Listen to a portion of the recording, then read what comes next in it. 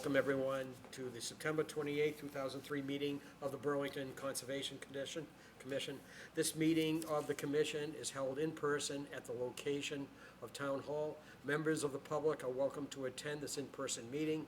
Please note that while an option for remote attendance and/or participation is being provided as a courtesy to the public, the meeting will not be suspended or terminated if we have technical problems that interrupt the broadcast, unless otherwise required by law.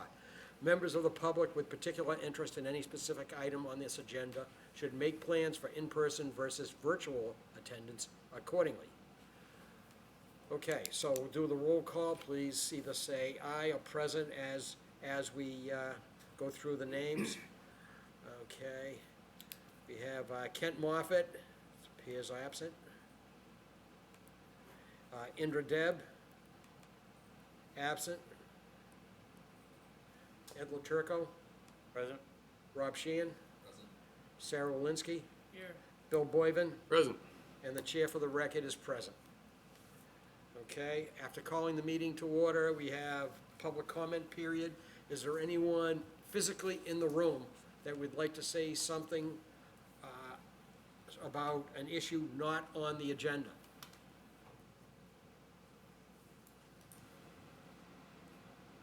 Is there anyone online that would like to say something about an issue not on the agenda?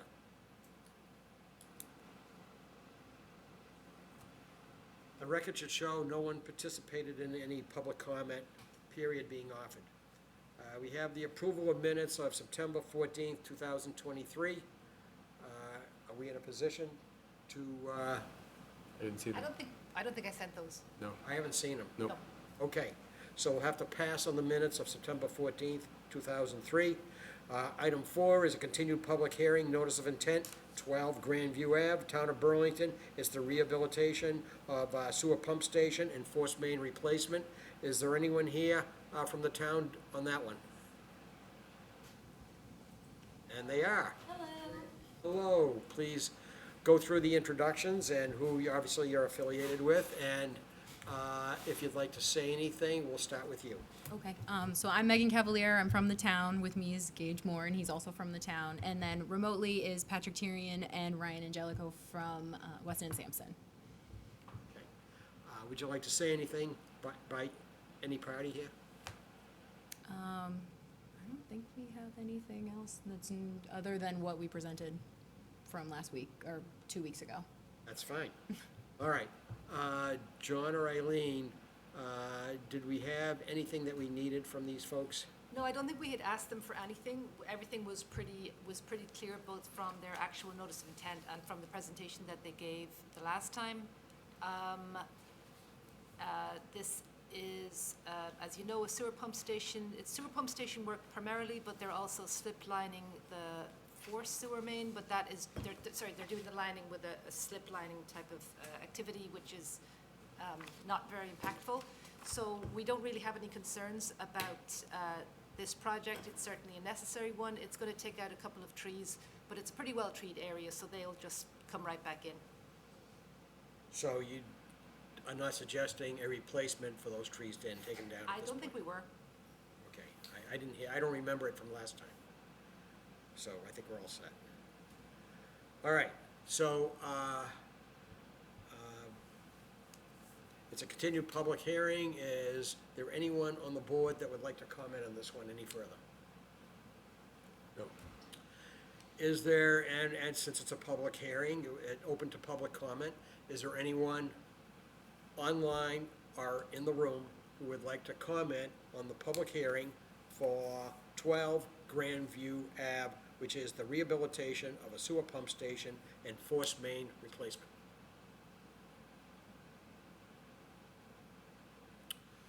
All right, so there's no further comment. In that case, we have draft decisions to review and then vote on. Okay, starting as usual with bylaw. This is made out to Megan Cavalier, the assistant town engineer, for work at Grandview Avenue and along 12 Grandview Avenue and along Grandview Avenue. As we just briefly described, the project consisted of updating the existing sewer pump station and lining the sewer force main underground View Ave. Sorry, I'm just trying to make it bigger so that people can actually see this. The proposed work would be within the 200-foot riverfront area of Maple Meadow Brook, which is regulated under the Burlington bylaw and within the 100-foot buffer to bordering vegetated wetlands. There's a few lines about what exactly it is, but it's all about internal pumps and internal processes. A temporary bypass piping and associated gravity sewer manholes would be installed, necessitating the removal of 2 trees and 1 stump. And we detailed the exact amount of work in the riverfront area and the buffer zone, most of which would be temporary. Only 16 square feet was to be permanent due to the replacement of a manhole. We went through the plan references, so I see, even though John fixed my typos, I still see a couple, so I'll just fix those little things before this goes out. As we said, this involved work within the 200-foot riverfront area and the 100-foot buffer zone to BBW. Slip lining of the force main will avoid additional environmental impacts. It meets to the maximum extent practicable all the mass stormwater management standards, the stormwater standards. And the Commission is finding that the proposed work is all outside the 20-foot no disturb area, and the rest of this is standard. It does reference the erosion controls, which I did talk to Patrick about because we sort of seem to have written something funny, which I'll go over in the order. Let me switch over, if I can, to the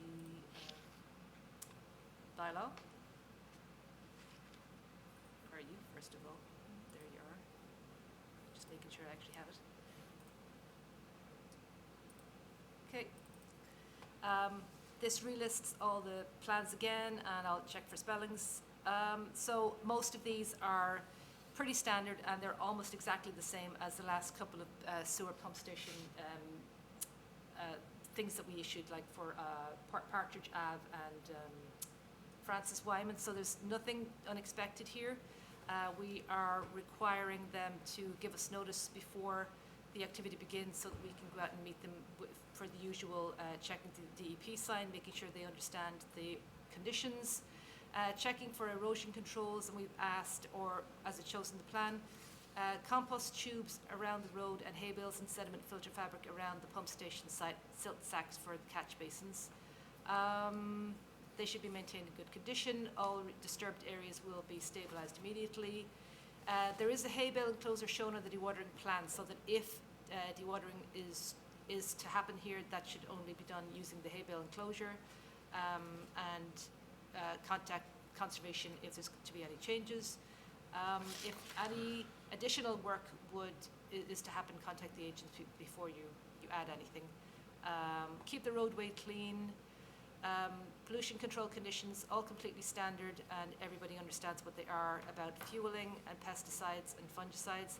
And then for the certificate of compliance, I just highlighted this bit because when I spoke to Patrick about this is just a holdover, this thing about the registered land surveyor. They don't usually do that for town, it was just on here and we never took it up. Typically For town projects, so we've removed that. We're just asking for plans stamped by a professional engineer. That seemed very fast, I must have skipped a bunch. Okay.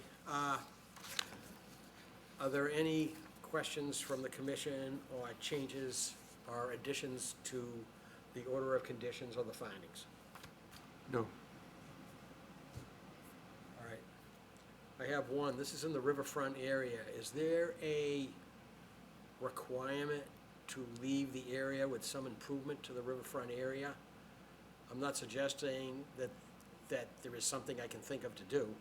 That we do typically ask for that, but I mean, just under the circumstances, since it's really a pretty small footprint project in an already disturbed area, and they were just taking down the trees in a treed area, I don't think we really thought it was.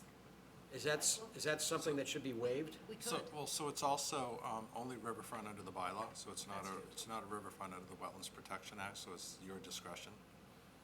I see. Does that require us to waive it then? I don't know if it's a I regulatory. don't think you have to formally waive it, no. We can just ignore it, so to speak. you're not doing that, you've already discussed it. I mean, you can discuss whether or not you want to require, but I'm not really sure what you could possibly do there. Neither am I. Yeah, you can't plant trees over the sewer line or Right. the road. I mean, there really isn't any place to do I it. couldn't think of anything that we would ask Yeah. the DPW to do.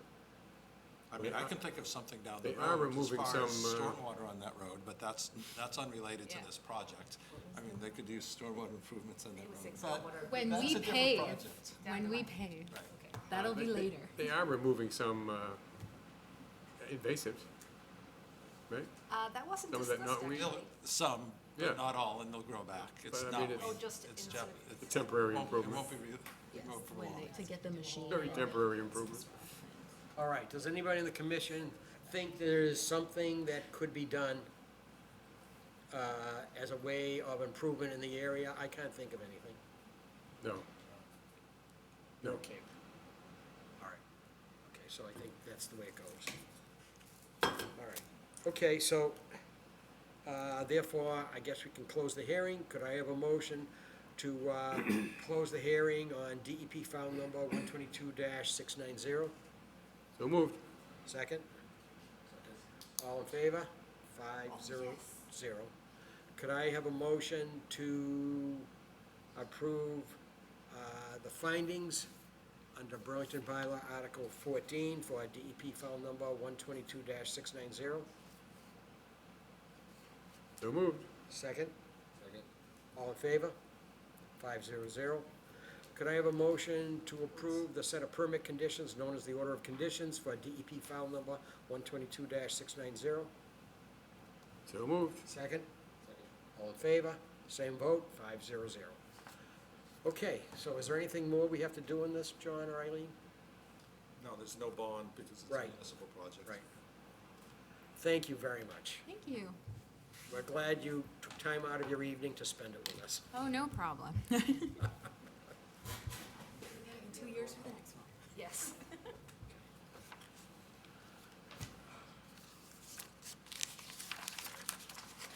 Okay, next, we have a discussion. It's labeled as 72 Wilmington Road, potential residential addition, and is there someone here for that item? We have. Good be evening. The homeowner? All right?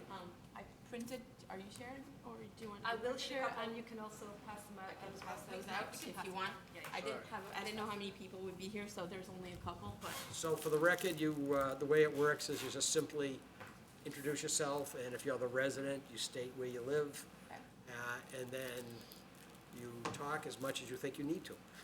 Okay? All right, I'll try to do my best. So, hi everyone, my name is Olivia Leroux-Sherif. We are brand new residents in Burlington. Oh, welcome. Thank you. We bought a house on 72 Wilmington Road in end of June.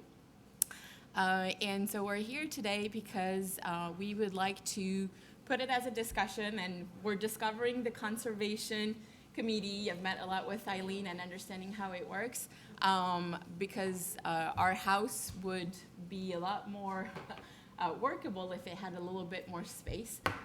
So we would like to discuss if a potential extension would be allowed.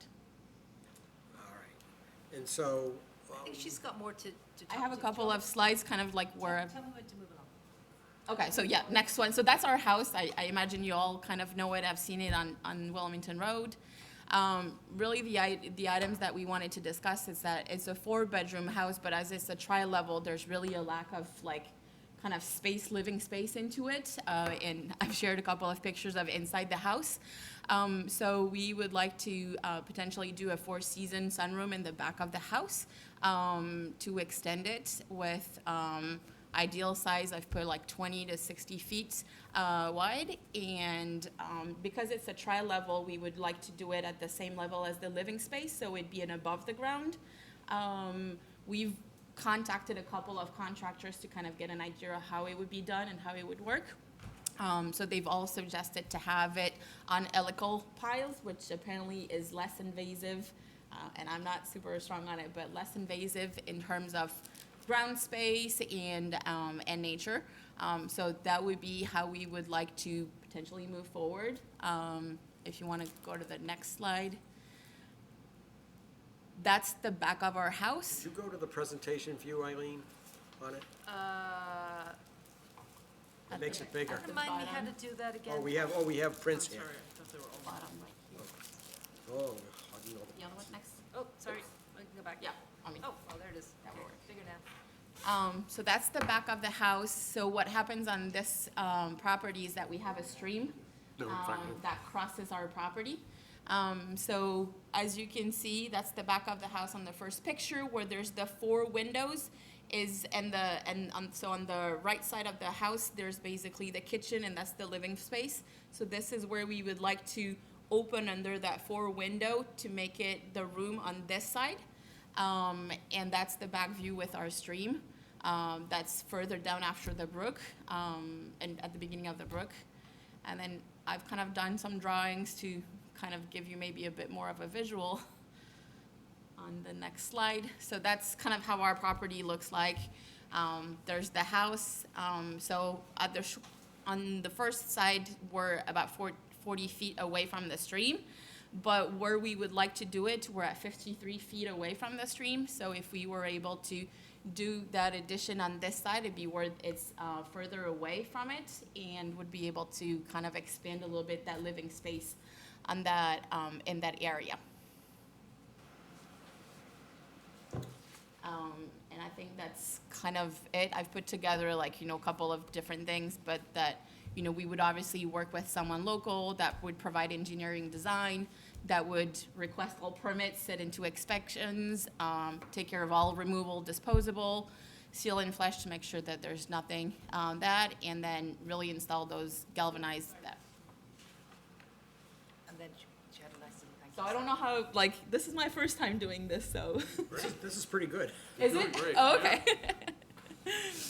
So wanted to run it by you and the commission to be able to understand if that's something that would be potentially doable or if it's really a no-no before we move forward with next steps and getting more involved into, obviously I talked with Eileen and there's a couple of different people that would need to be involved to draft a bit better the project, but wanted to open it up to discussions and see if you had any concerns or any questions or things we need to think about. All right, so Eileen, are you gonna speak on this? I can. I actually think this is a really good little slide here that shows you just how close it is to the stream, which was my concern. Olivia just explained, they just moved in, they want the house to be a little bit bigger. I was concerned because, as she said, it's only 40 feet from the stream at the sort of the lower end, I suppose that's the southern end. I told her that it would be a good idea to talk about you to see if this is even something that an NOI would cover. However, what it seems like from what she's now proposing, it seems like actually a relatively small addition. It would Yeah. still potentially, well, I mean, the trouble was, it was going to encroach into the no build, no matter what she did. But it is only possibly a little bit. So that was why we said it would be a good idea just to get your feedback before she went to the expense of doing a full design and a notice of intent if it was something that you were actually gonna really have a hard time with. All right, let's have a discussion, how's that? Yeah. Okay, let's see what people say, and, Ed, anything at this point? I'm still, what's the brook versus the stream? Oh, sorry, I think she's just, So never the mind wood, Brooke. I don't know, I heard Brooke a couple, so I'm French, we're French. So there's a bit of lack of vocabulary, but it's a wood, or it's an area where basically we don't do anything and it's all conservation land and we wanna make sure that we keep it this way. And so it's really that side of the property that we're not utilizing per se and keeping as it is. And to be clear, it is a riverfront area, correct? yes. It's, the Conservation Commission has in the past called this regulatory riverfront area under both the bylaw and the Wetlands Protection Act, because on FEMA maps, this is shown as the Ipswich River. It's not necessarily shown as such on the USGS maps, so the commission's position has always been that it's a river, it has a riverfront area under both state law and the local bylaw. if that were challenged, I'm not sure the DEP would agree as far as the state regulations, the state law goes. But it's indisputably riverfront under the bylaw, so it really doesn't matter when it comes right down to it. So just to remind you, though, you have been to this property at the beginning of this year. So the person that Olivia purchased it from, he himself flipped it. So he did a lot of interior remodeling, and including, I think, removing the garage, which is part of their issue. You know, they've been just trying to expand to possibly either get more living space or somewhere to park their car. So I was just trying to find some shots of the property that you might remember. So you have been there. Do you remember that? There was a... Yes. Yeah, okay. It's right next to 68 Wilmington Road. Right. So in addition to that, when you permitted that renovation under determination of applicability, you required some plantings along the brook. But because it was a determination, there's no way to really enforce whether or not they're in there. I mean, Well, there's no certificate they- of compliance. Remember there was a whole thing when Yeah. you were gone? So- Okay. Yeah, Right. so they came and planted everything. So, but. What are you but- saying? But they did come back and plant. But I mean, we have no way, because there's no certificate of compliance, it's basically a determination. She could, you know, if they die, she doesn't have to replace them. There's no requirement for anything like that under determination. So if there were an NOI, you could put in riverfront restoration requirements that would be much stronger than you can under determination of applicability. So I'm saying there's the potential to do riverfront improvement under an order of conditions if you were to permit something like this that you couldn't do under the determination Going forward. going forward, yeah. All right. All right, are you done, Ed? Yep, nothing more. Rob? So the southern room that's planning to be elevated, do you know how roughly, how far?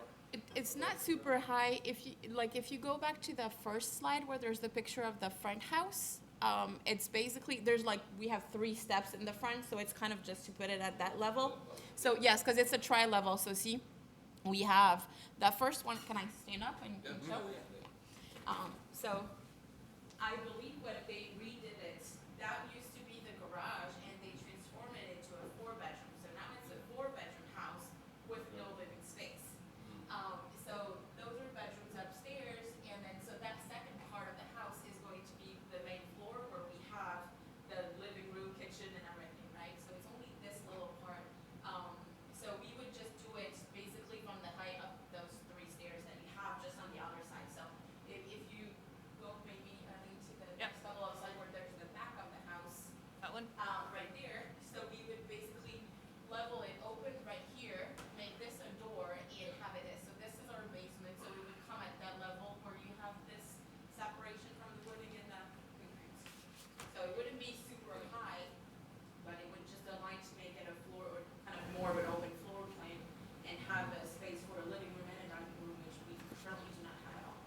So then most likely under it would just be something like gravel or. Yes. It wouldn't be really tall enough. No, it wouldn't be really tall Not enough. fall under No, it really wouldn't be tall enough to have anything Yeah. under it. And I think from January too, I think from the previous time, like I remember seeing along the river, or along the stream, that there was a little bit of undercutting of the stream too, of the Of the banks banks? of it Oh, a little. I don't Yeah, so really remember that. Well, I guess if that might be something to, maybe to check, before, just to, like, it could be just if I think the last time too, there were, I haven't seen it since the plantings, just to make sure that it's stabilized, I think, as well. But like, I don't know. You if mean the side of the stream? Yeah, I don't know if we've, at least I haven't seen the plantings did happen, Yes, the plantings happened a couple of weeks ago. They came and planted all the different bushes 10 feet apart. Yeah. And we made them about 10 feet away from the stream to make sure that they would, not fall if there was any heavy rain or something like that. Oh, yeah, so I guess just if it looks like the bank is sort of, has been sort of more stabilized from what it looked like in January. Right. All right, Sarah? I wonder, does anybody know what this area, what that stream does when it rains a lot? Like, when we have one of those, like 10 years ago in Burlington, or roughly, there was this crazy rain in February and so on, where our home never gets water, but we had water then. Okay. Well, this summer has been, So the summer's been really, what I can tell you is that basically that small little like bridge, I would call it, Yeah, it goes up to that level. Like it had, like with the heavy rain we've had this summer, at some point it went up to that level. Yes. It's never like flowed over. So it never flowed, like I don't think it floats more than that, but I do agree, and I'm sorry, I think Robert is your name? Yeah. It, like the side of the stream, actually there's a tree that fell, that was on the other side, not on our side of it, like, not on the side of the house, but on the brook side, that actually fell with the heavy rain. So I think that, there's probably some work on making sure to secure that side, for it. Just to speak to that, so in 2025, there are gonna be new floodplain maps out in Burlington that aren't official yet. And there will be floodplain on this property on the new floodplain maps. So you may wanna look at those. You're probably not coming closer to the brook, but you wanna make sure that if you don't design your building into the floodplain and have to start paying flood insurance. So, maybe the fact that your addition will be on It's on sonotubes, footings, so that- maybe, but it's just something you'd wanna. And it'd basically be at, like, yeah, if we do 16, if you agree to 16, it'd be 37 feet away from the stream. Is that area actually in the floodplain, or is it closer to? So it's really difficult. This is, the new maps have this as floodplain, but they don't show an elevation, unfortunately. right, okay. So, just something to think about. Okay, all set, Sarah? Okay. Bill? This is an interesting project to me. I have the exact same house. Originally, my house was exactly the same. Okay. And the garage was changed into a room. They used it as a living room or playroom or whatever. And my house, the previous occupants had added on the other side and came out the rear. Okay. But in your case, that side is closer to the river, so I like that you're doing it on the kitchen side there.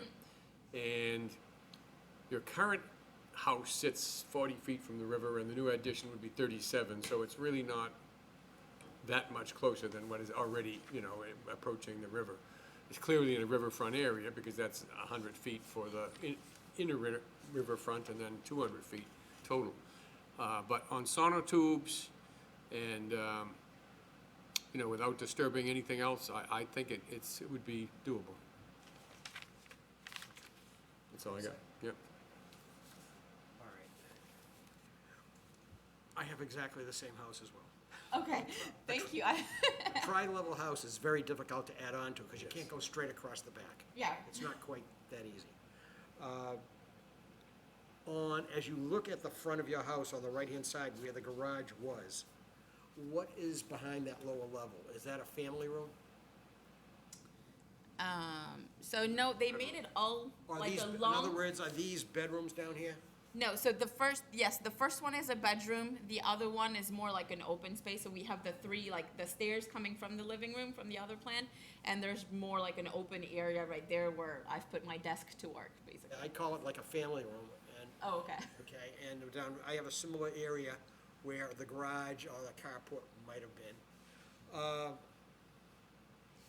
Here's the thing, when I look at the plot plan, I seem to have memory that the backyard was not as manicured as it appears now. It appears to be quite manicured, is that correct? I think they've, the builder has kind of like, yes, cleaned it and obviously did a bit of work. We haven't done much on it. Or you haven't done it at all? No, we Okay. haven't done it. No, All right. it was left like that, to be fair, by the builder, and he did leave a whole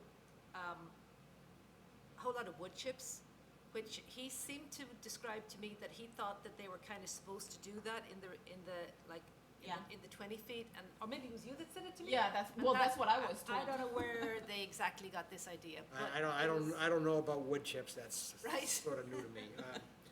Well, here's the thing, if we say go ahead with this plan, and you would file perhaps a notice of intent, Yeah. and the riverfront area is an area adjacent to a stream that best performs its function, which is as a habitat, as an upland habitat adjacent to a stream, so that any animals or creatures that hatch in one area, then go back into the stream for later in the season or things like that, it acts, and also acts as protection for anything that may run off of a grassed area, for example. A riverfront area, is defined as up to 200 feet. Obviously, you don't have that. So it is likely, and anyone else can chime in here, that if we were to permit this, we would also be seeking a restoration of an unvegetated strip as a riverfront area. If that's the case, do you have like kids, a young family? Yeah, I have a 3-year-old and a 12-year-old. Okay, so that cuts into the amount of available, if you think that, that the ideal yard consists of grass. I mean, I don't, but some people do. They think it's a nice grass, cut 1.5 inches high, and that's it. Then there's gonna be less of that, because the commission may require you to restore the riverfront area so it functions in that fashion. Now, if you were to put it on the other side where you have your office, longitudinally, where, lengthwise, Yeah. then you would be left, even if we did ask for that, you would be left with more grassed area. I'm just throwing this out there for the commission to think about, and staff to think about, and you to think about. You mean the side where the shed is now? So you in the would, drawing? yeah, Yes. where the shed is, Yes. you would do but then that wouldn't be. I'm not saying that works for you, I'm just Yeah, saying. it's like there's no floor plan. Like I basically would have to go through the current bedroom. That's my daughter's bedroom to be able to access that room right there. So work-wise, it wouldn't. I see, it goes through a bedroom to get to it. Yes. Oh, okay. Because they basically like all of that side where they made the garage, so they ended up doing a kind of a master bedroom. They ended up doing like the bedroom, and then there's a. Okay, see, in my house, there's no bedroom there. The way you have your daughter's Oh. bedroom and you have your study, that's all one Oh, okay. family room. Got it. Which is not at all like me. Like it's like really where there's my desk. It's really more of like a way in to just get down to the basement to go to her bedroom. Right. So there's really just like a really complete open space, but it's pretty narrow, to be honest. I understand what you're saying. So what I am saying is that the commission maybe they won't, but I suspect, and John and Eileen can comment on this, that under an order of conditions where we have greater authority than a request for determination, which is what this would be done under, we would look for restoration of the unvegetated riverfront area. Now, in areas that are tight, we have often compromised, okay? But it's still gonna cut into the grassed area Grass part. So- that you would have. Do you see what I'm saying? Yeah, I see what you're saying. My question would then be, does it have to be done on both sides of the stream? Or is that something that we can actually emphasize more on the other side of the stream? and You really own make that property on the other side? Yes, Oh, you that's, do? that's the whole, like, that's our whole property. This is their whole But there's property. like 2/3 of the property that we can't even use. And what is the condition of that property? Does it look like an unvegetated riverfront area, or does it look like 100%. Yes. It does. So there's not that very much she could probably do to it, unless she was gonna plant some more back there. I mean, unless you would plant more, but I mean, Just to remind you of what she said, though. So we had asked that, I can't remember his name, the builder, because most of the work he did was really internal, was remodeling. He didn't really extend. But you had asked him to do a line of plantings 10 feet away from the stream, and that didn't happen until I reminded him recently, and there was a whole thing Yeah. about, he just basically went on a property and started doing it. Luckily, they seem to make friends with each other. So there is a line of shrubs of some sort now, about 10 feet from the stream. 10 So feet? maybe she could fill that in a bit more. I don't know, you could think about that, but Actually, She I mean, if I was thinking about and we're going through the permitting, I might think about like restoring 10 feet adequately on that side, and then the other side would be fine. yeah, I was just pointing out to you that she's kind of made a She's start already on got, that. she's already got shrubbery along the edge. Yeah. So it may, Maybe- may not be much more to define it better. Right. Yeah. Right, so she may be in good shape. And this side is natural and left alone. So you're saying she anyways. may already be in good shape? She may already Just be pretty wanted close, to get yeah. an idea before, because if she was coming to you with something under an NOI that was going into the no-build, I thought it was sensible just to make sure, just see how you felt. So You we weren't would, just gonna say no so this after would all that. require a waiver of the no-build zone because she's in it by how many feet? She would if she goes forward with an NOI, yes. Yeah, Three This feet, is just a discussion. yeah, 3 feet on a tube. yeah, personally, I don't see a lot of ways you can add on to the house than what you have here.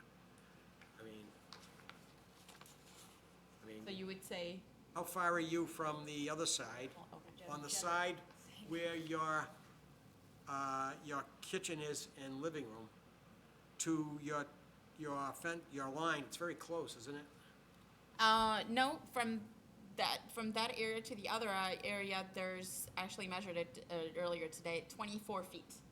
24 feet to your Yeah. fence, to your property line? Yes, my fence, my Not property. enough to put an addition in, though? No. That was my point. Oh, okay. Yeah, no, there's not, and there's basically the way it's done. We have a chimney on that side that's coming into it, and then so we wouldn't be able to open it up there this way.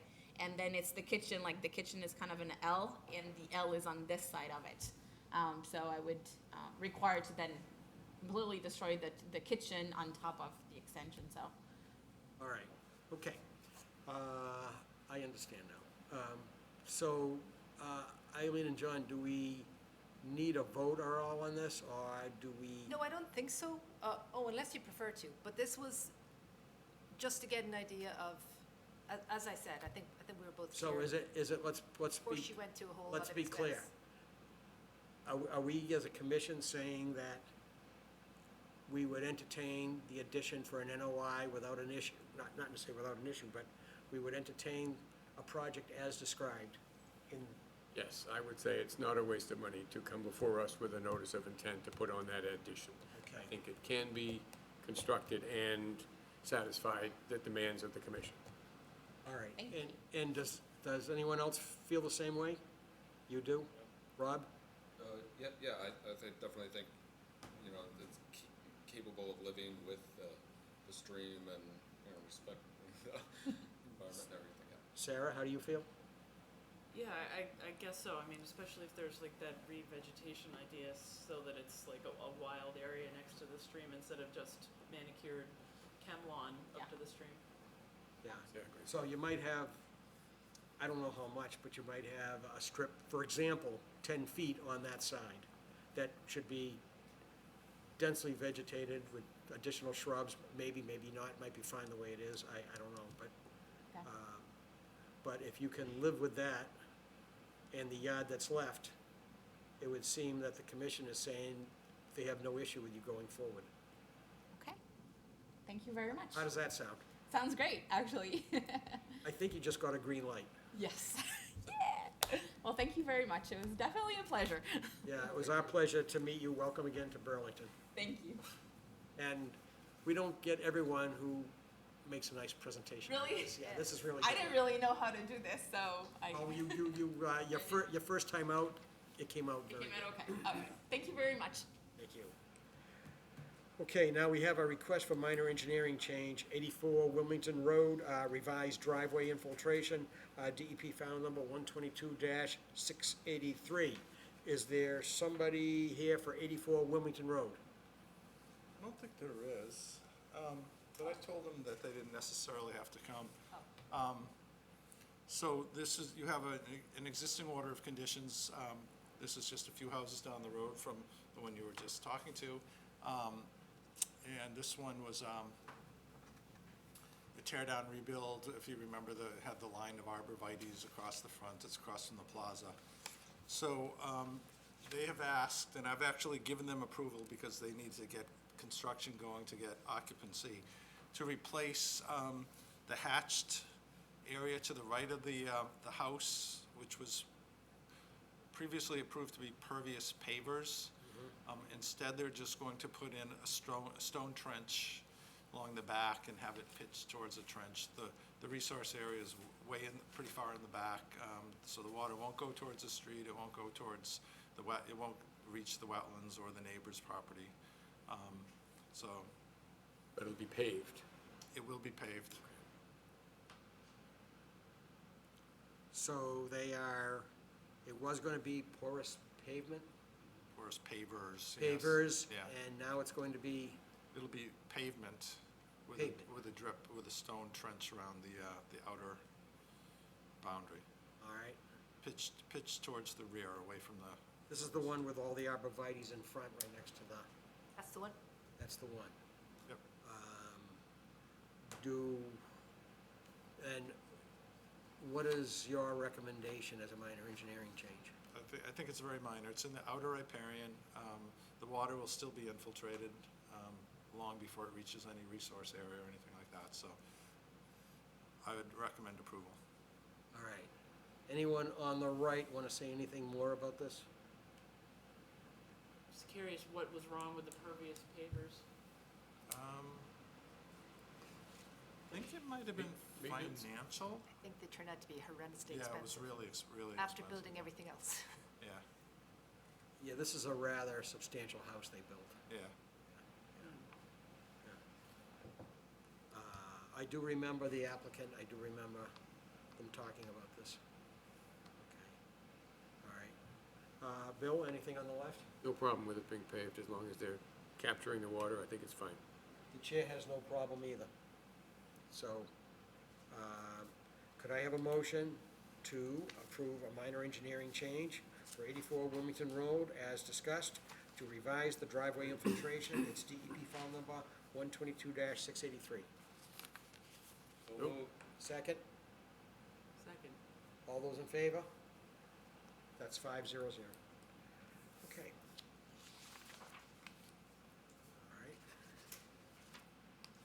All right, we're on item number 7A.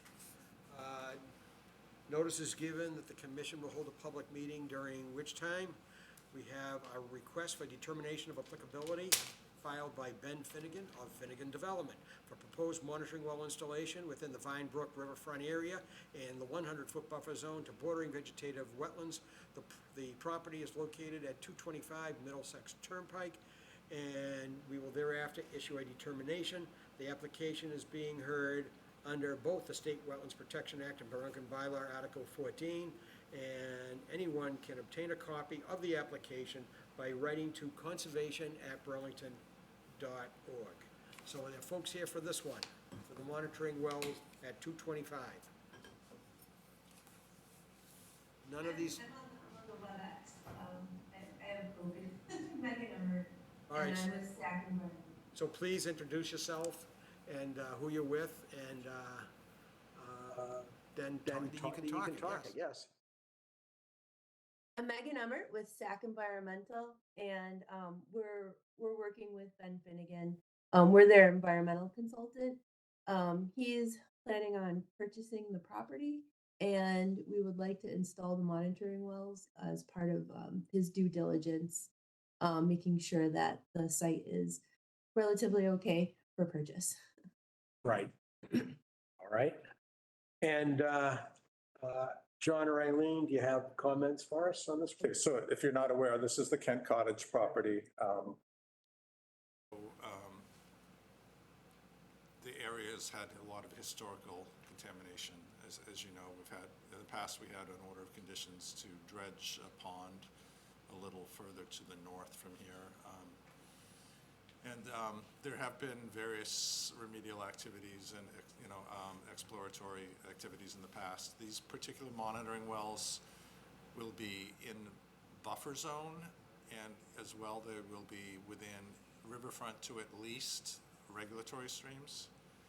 So there's a stream that crosses under the Middlesex Turnpike and flows into Vine Brook. That comes from like the landlocked forest, goes under the campus there, the old Sun campus, and then daylights and flows through the site to Vine Brook. Vine Brook is also obviously on the site. So some of the wells will be within riverfront to Burlington riverfront area, and some will be within buffer zone. Under the Mass Wetlands Protection Act, buffer zone, monitoring wells in buffer zones are considered an exempt activity. They're allowed as long as they're not within another state resource area. The Burlington bylaw doesn't have that exemption, so they're filing both for being in the buffer zone under our bylaw and for riverfront area under our bylaw. So it's not exempt under our bylaw, Correct. and it is exempt under the state law. If it's not in the riverfront, yeah. If it's just a buffer zone, it is exempt. Okay. So is it It's in? not entirely clear if they're really in the riverfront of a stream under the Wetlands Protection Act. So the stream I'm referencing that flows under Middlesex Turnpike and joins Vine Brook, in the past, the Conservation Commission, before I even got here, made a determination that it was a perennial stream. And it is on our regulatory streams map. I'm not really sure whether it's perennial or not. I did run stream stats on it. It's sort of iffy. But as far as our conditions go, it doesn't really matter. You're going to regulate it. You're going to permit it as if it's riverfront area anyway. All right, let's see what comments, concerns, or questions people have. Ed, anything on this monitoring well application? I can't think of anything to add to that. All right, Rob?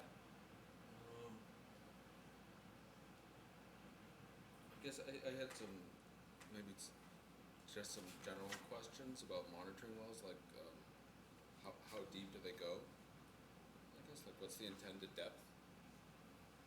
20 to 25 feet. Oh, okay. And then, I did sort of in the notes for the project, it described, so, if they're monitoring wells and they're going to be, I guess, tested for possible contamination, sort of how that might be dealt with? Like, will it be like a report about it, sort of? Yeah, well, so we're testing the groundwater, and it will generate a report for Ben. And then if the groundwater that we kind of extract will be drummed until we get the results. And if it's less than the Mass DEP GW1 values, then we will just release the water to the area right around the well for Mass DEP allowances. Okay. Sarah? Sarah? Generally, I think more information is good, so I don't really have any, nice to know what's there, so no issues here. My question is the sale contingent on those results coming back favorable? Like, will he not want to buy it if it turns out there's stuff there?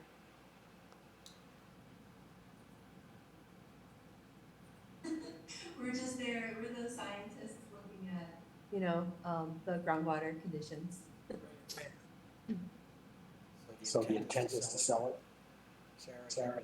I guess, yeah, I'm wondering what they're trying to. What she What you said. said? So Ben is looking to purchase the property. Okay, but not if it's contaminated, I guess. Not necessarily. Not necessarily. It depends. I mean, there people have different risk tolerances, so.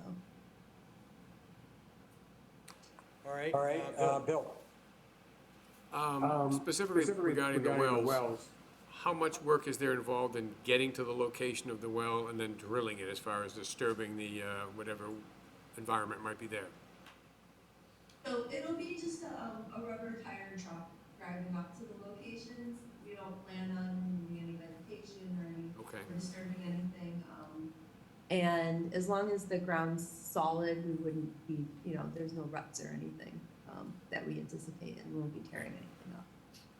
I thought this was under plans to be developed by Nordboom? No, they're trying to Thought they bought it. acquire They're trying to what? like-minded buyer. Okay. I mean, if you look at the plans that were submitted, the ones I just shared, Yeah, there were units of, they show potential building structure, condo units in there. but that was the current owner. Pardon? That was the current owner. What does the proposed owner plan to do with it? The plan says Finnegan Development LLC. Well, that's his plan. Yeah, Yeah, they're planning to, put additional condos on the property. Okay. If all goes well. And the historic building itself would have condos in it? The historic building itself, I believe, is staying, based on the plans that they have. But again, we're environmental, so, So the So the historical nature of the building would be maintained. Is Is that correct? she's an She's an environmental environmental- scientist. As She's far doing as I know. monitoring. Okay, So okay. for the For the development of some We're of the- we're addressing you with questions that aren't in your purview here. Right. All right, so, but we've enjoyed putting you on the spot anyway. That's all I have. Okay,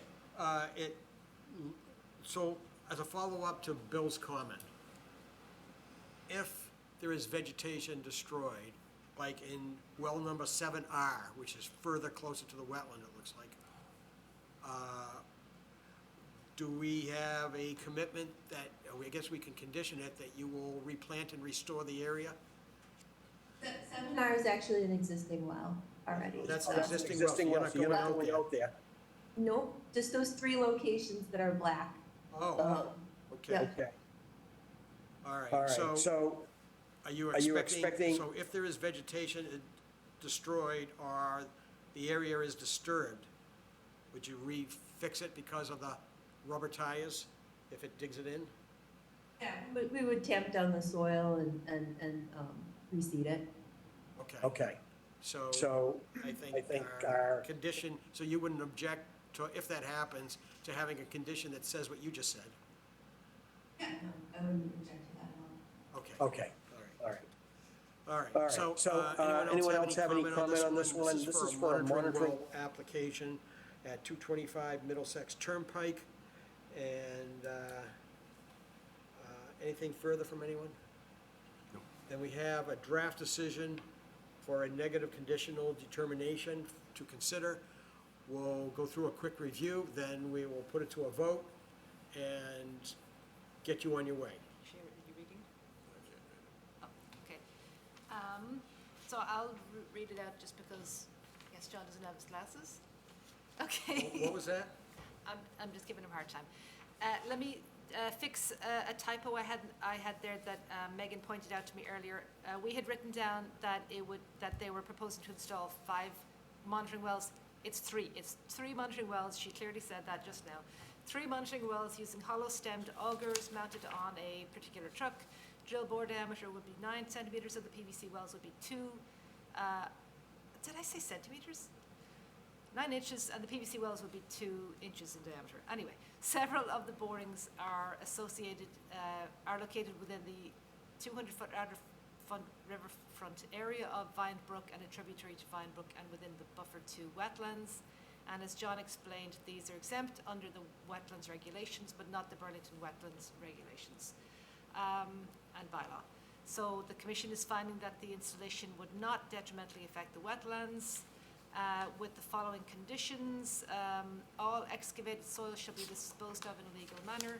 No tracking of sediments onto public roadways shall be allowed, and anything that exits shall be swept. Water purged during the boring process shall be discharged to a permeable surface. No filling or grading of the property under this decision. No tree cutting under this decision, and we may visit the site while this is ongoing. So Larry wanted something else about, how did you put it, Larry? It's actually Damage done by- how this applicant put it. If any areas get disturbed, they would put down enough soil to re-level it and throw some seed down, something like that. Is that what you said? Her words were tamped down. Tap down and Just restoration of disturbed areas. restoration of areas that become disturbed, if that happens. You said something like that, right? Yeah, we would tamp it down. Usually you can just kind of, if it's a rut, you can kind of push All right. it down. All right. so that- I mean, it sounds like that should not happen anyway.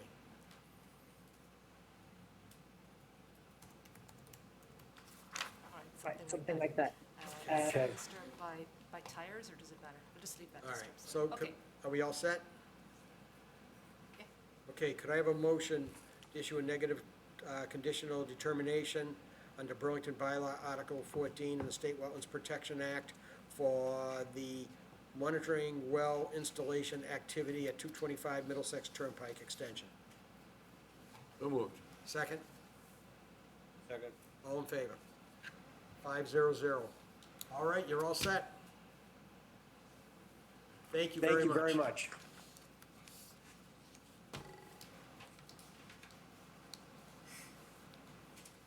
Okay. Okay. She said she had COVID. There seems to be a lot of COVID around. I hear more and more people I talk to have got COVID. Yes. A new strain or something coming around. Had to get my shot. Actually, I just got Yeah, mine. I know, you told me it yesterday. I woke up in the middle of the night with a whole bunch of chills from it. Really? Yeah, but then in the morning, after coffee and ibuprofen, I was in great shape. Better than getting the real thing, right? That's for sure. Oh my God, yes. Okay, we're on 7B. Notice is hereby given, the commission will hold a public meeting during which time we'll act upon a request for determination of applicability filed by Ricardo Souza. And this is for the proposed demolition of a dwelling and construction of a new dwelling within a 100-foot buffer zone to bordering vegetative wetlands. It's located at 46 Sunset Drive, and the commission will thereafter issue a determination. The application is being heard under the State Wetlands Protection Act and Burlington Bylaw Article 14. And of course, anyone can obtain a copy of the application by writing to conservation@burlington.org. All right, so good evening. Good evening, guys. This is Andrew Tebow with Goddard Consulting, the wetland consultant for the project, and I'm here with the applicant Ricardo as well. It's Ricardo Souza. Good I've evening. been a Burlington resident for about 8 years, and we want to continue that. We're trying to build our dream house. The dream house, all right. We'll see if we can help you out here. Absolutely. So with my large poster board that's blocking Ricardo a bit, I colored up both our existing conditions plan and the proposed plan as a visual for the commission tonight. So my intent is to walk through the existing conditions that we have out there, and then I'll flip-flop over to the proposed conditions and talk about what we have going on. So currently on site at 46 Sunset Drive is an existing single-family house, about 1,400 square feet with about a 1,000 square foot driveway. We conducted a wetland delineation out there on August 31st of this year, so it was very recent. And we have, at the top of the lot, you'll see here, I colored up a portion of a stream delineation in teal and a portion in blue. The main reason for that is Long Meadow Brook is mapped out there. It's a bylaw riverfront stream under the town bylaw, but at the same time, the local high school actually pipes water through another intermittent stream channel off-site. So we demarcated in the field where there was an intermittent stream pipe from the high school that eventually meets up with Long Meadow Brook to afford the correct 200-foot riverfront area to the parcel here. Stemming pretty far off the stream were border vegetated wetlands that we see mostly off-site to the north of the lot. They do come into the lot-of-ways. On this plan, I colored up the approximate limit of lawn so the commission can tell. Everything you see in brown in the northern portion of the lot is forested as of now, and green is about the limit of lawn. So in red, we showed the 20-foot local no disturb from the wetlands, which is fully forested at this time and is proposed to remain that way as part of the project. The same is true for the 40-foot building setback. The limit of lawn averages about 60 to 70 feet from the wetlands, and as part of this project, we are not proposing any alterations there. So I'm happy to flip-flop to our proposed conditions here. We're basically seeking a negative determination of applicability to raise the prior house and construct, as Ricardo says, their dream house on the lot. The footprint is fully over the existing limit of lawn. The existing shed that you see there that marks about the back of the lawn, the back of the development, that's proposed to stay. There is no encroachment in lawn. There's no moving further to the wetlands. We'll see a limit of work that we have here shown in yellow. Due to the proposed, it's very, very minor grading. We're not grading anywhere in the back of the lot. The wetlands themselves have a nice long slope back to them. They're very well protected from the rest of the property. So we proposed the limit of work as close to the proposed work as possible. That's going to be an entrenched silt fence with straw wattle. The house itself, we'll see right here, the only portion of the house that comes within Conservation Commission jurisdiction in that 100-foot buffer zone is a little corner of the porch that we see here. It's about 80 square feet, so it's about 2% of the house was proposed to be just within the 100-foot buffer zone. At its closest, that's about 93 feet from the wetlands. So the idea here was to construct it in a way that would stay as far away from the wetlands as possible and to be only within the limit of existing lawn. So as part of the work, there is about a 2,600 square feet cover in impervious surface, but it's all over existing lawn. And our engineer has designed StormTech infiltrators in the front yard that we see here. There's 6 chambers down there. He submitted a detailed stormwater report, and the intent is that there will be no change in runoff rates with the 100-year storm. The driveway itself is also crowned to drain towards French drains. So at this point, I'm happy to take any questions from the commissions if there's any questions on the development or on the resource area themselves. Okay, very good. Eileen or John, whoever's taking this one? I think it was gonna be me. So, the commissioners, some of the commissioners were out with us yesterday, and we took a pretty quick look around, and it all looked exactly like it was just described. Pretty flat, shed is remaining, I presume the swing might go, it's been there for a long time. Yeah, I would defer to what you plan to do with this swing. Yeah. Then John and I went back out today and we just took a look at the delineation, the flagging. I think we're generally, John was generally in agreement with the wetland flagging. We did have some questions about the stream flagging. Sure. At one point in the, I guess it was the northern section, the flags appeared to be sort of in the center of the channel rather than on the edges. But really, that doesn't affect the riverfront area. That was kind of just a point. Yeah, absolutely. It's, what is visible out there is more channeling in the sort of area where I have my cursor, I'm sorry. But it wasn't it wasn't a flowing stream when we were out there, but it seems like this last flag here, 18, doesn't necessarily join with what's below, and what's below, this doesn't match up with what the aerials seem to show, where the regulated streams in Burlington, but it seems like the ground conditions don't necessarily match up with what the aerials, which is what I was going off when I suggested that they should have the whole thing flagged, because it didn't look like it was. Yeah, and actually, I did take a look at that. I saw that comment that you had discussed, and I took a look. I tried to run stream stats for that area, as well as looking at all the available mapping, and I couldn't find any evidence of any sort of map stream in that area. I think it probably is some sort of a ditch within the wetlands that probably has some drainage patterns, but I do believe that there is a demarcation between that and the actual Long Meadow Brook channel that sits behind it. Do you want to add anything, John, about that before the commission decides to, since you and I were out there? Just about the streams, I mean. What are we talking about here? What are you talking about now? The riverfront on the property. Yeah, okay. So our regulatory streams map shows 2 streams at the back of the property. One is Long Meadow Brook, and the other one is a tributary to Long Meadow Brook. Right. So they flagged a stormwater channel that comes out of the high school and flows into Long Meadow Brook. We think there's an additional channel which corresponds with the regulatory streams layer, which we saw in the field. It was dry, and it probably takes overflow when Long Meadow Brook gets really high and flows into this channel. Okay. So that's what we're talking about. So, okay, so those red lines that's our regulatory streams layer. Yep.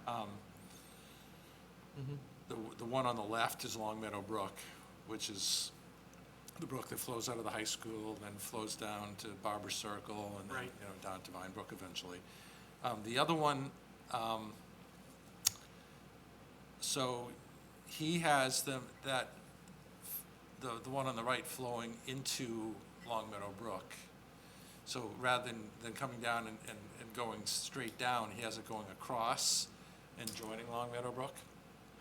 But we did see a remnant channel where that is shown on the regulatory stream map. Whether or not it flows in there very often, I don't know. And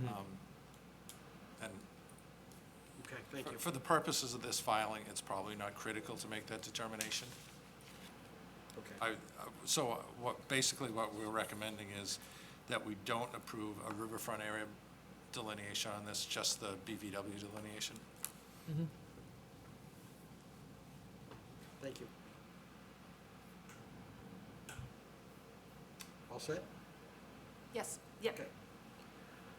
All right, why don't we go left first? Bill, do you have comments on this one, please? The vast majority of the work here seems, at least in as depicted here, outside the 100-foot wetland buffer zone, with the exception of that little corner of the porch, as you mentioned. And that looks like it's only, what, about 3 feet or something into that Yeah, zone? I think it's about 2.8 feet. Why not just shift the whole house forward 3 feet and not be in that situation at all? I mean, the way it's drawn here, it looks like you have more than 25 feet setback. There is a little bit of room to the setback. Part of that design was for the infiltrators to go in because of the increase in impervious surface on the lot. It helped the engineer to design his unit to mitigate all the stormwater runoff. Okay. Yeah, and as well as the area being over existing lawn, we felt that that was the design that made the most sense for what we were trying to accomplish. Again, it's not much of an intrusion, and it's a porch. Will that porch have a foundation under it, or just be supported on posts? My understanding is those steps right there, that should just be on posts, so it should be a very, very minor encroachment over the lawn that's already there. So there's really not much actual intrusion into the buffer zone. Yep, exactly. Okay. I'm looking at your test pit number 1, your estimated seasonal high groundwater table is at 168.75, and the basement floor is at 169. Pretty close. John or Eileen, what happened to that proposal that basement floors have to be 2 feet above groundwater? What happened was that it's no longer required that they have to be 2 feet above, they just have to be above. Just above, okay, and this is above. Being so close, and that's an estimated seasonal height, do you plan to put in some pump to be protection, or? I think we'd absolutely be open to that. I don't think the engineer included that in his original submittal, but I think for us to bring this where it needs to go, then that's a I would condition. recommend it, especially since rainfalls are increasing and the groundwater level may rise. It would just be protecting the I think house. that's a very fair condition. It's not something that we would necessarily condition, it just seems like a prudent. Yes. Yes, exactly. Yeah, absolutely. Okay. That is all I have. Thank you. All right, Sarah. I don't have any concerns. Okay, Rob. Well, I guess for the front stream along the driveway, is that on the left side to the that curved walkway? Yeah, my understanding is that it is. Sort of, and then on the other side, back to the house, I guess? I think it's going to be crowned to 2. Yeah, it's crowned in the center. Trenches on both sides. Okay. And then in the engineer's stormwater report, he added a detail about how it was crowned and where the water was directed to, but that's correct. Are you keeping that tree back there by the shed, the big tree? Yep, so those trees are just, the only 2 trees to be removed are actually the 2 that are in the front yard by the driveway and then in front of the infiltrators. And there's a note on the plans, both of those trees are to be replanted off to the side.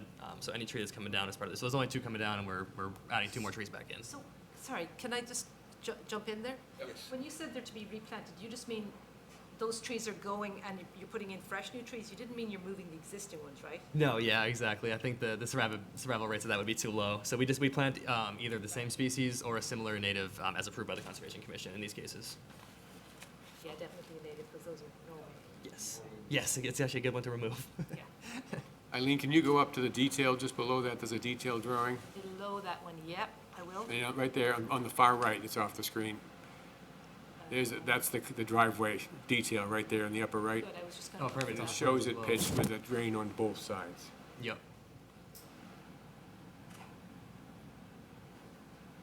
Yep, Rob.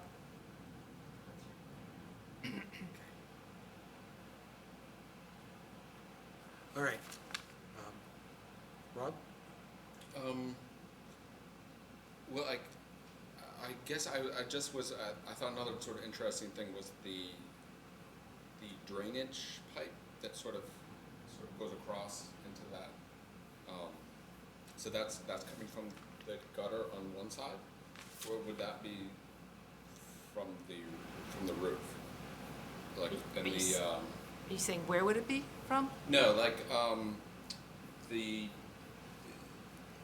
the drainage, it's like from the lower left front, the drainage pipe that goes, I guess it's from the house, it Yeah? crosses past the water main into the water storage tanks. I guess that's collecting from that one point, the water from the roof. Mm-hmm. I thought that was kind of interesting. It's like one singular collection point, sort of from that drain. Well, I think, just remind me, or if one of you who remembers the stormwater report, they're really capturing the stormwater from the not from the whole roof, but sort of from the front, from the difference in the impervious Okay. cover. Okay, so That's, just you sometimes see just that. that concerns. Probably mostly from the front. Exactly. The engineer designed it so with the new house, all the proposed impervious that's added on is all mitigated. That way there's a net neutrality with the proposed conditions. It's hard to see on the drawing, but there is another drainage going to the chambers from the left side of the garage. Mm-hmm. So there's 2 points, okay, there's yeah. 2 points going down into it. But it's only from the front half of the house. The back half will drain to the yard where it's not gonna get into the street or anything. Oh, yeah. Yep, yeah, the exactly. 10.4 foot. That was an important condition here, was to make sure that all the water is managed on site. I thought it was, okay. Yeah, thanks. All right, Ed, anything further? Yeah, anything more than that? I think I'm all set on this one, too. All right, so is there anyone else who has something to say on 46 Sunset Ave? All right, then we have a draft of a negative conditional determination. We'll review it and then put it to a vote. Absolutely. Well, as soon as I open it. Nope, that wasn't it. I have it here. Oh, no, I'm still sharing.